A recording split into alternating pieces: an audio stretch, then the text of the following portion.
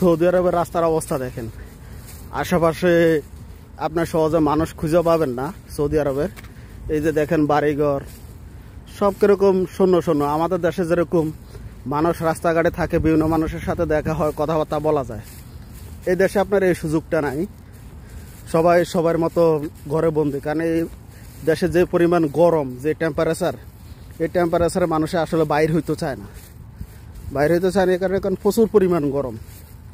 আজকে একবারে আপনার নর্মালি আমি যতটুকু দেখলাম টেম্পারেচার 50 ডিগ্রি, অনেক গরম। তারপরে আমাদের দেশে আপনার গরম পড়লে মানুষের শরীর ঘামাচি হয়ে যায়। এই দেশে অবশ্যই এরকম না, এই দেশে গরম পড়ে, কিন্তু গরম পড়লেও আমাদের দেশের মতো গরম না। আমাদের দেশে যে পরিমাণ বৃষ্টি হয় এই পরিমাণ বৃষ্টি এই দেশে হয় না, খুব কম বৃষ্টি হয়। এই দেশে হয় আপনার শীতকালে বৃষ্টি, আর আমাদের দেশে তো হয় গরমকালে বৃষ্টি। এই আর কি বাংলাদেশের সাথে সৌদি আরবের ডিফারেন্স। তো আমরা যারা প্রবাসে আছি, প্রবাসী ভাইরা সবাই ভালো থাকবেন, সবাই সবাইকে হেল্প করবেন, আর আমার ভিডিওটা অবশ্যই শেয়ার করে দিবেন।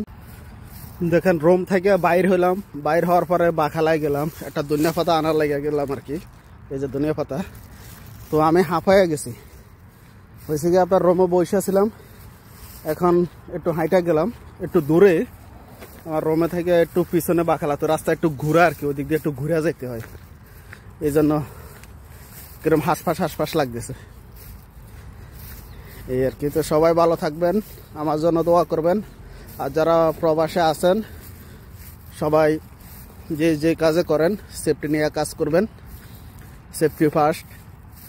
আর এই দেশে সেফটি তো অনেক স্ট্রং, কারণ আপনি সেফটি না মানলে কোনো জায়গায় কাজও করতে পারবেন না। আর যারা বাইরে কাজ করেন এই গরমে দিয়ে সাবধানে কাজ করবেন, নিজের প্রতি খেয়াল রাখবেন, বাবা মার খোঁজ খবর নেবেন সবসময়।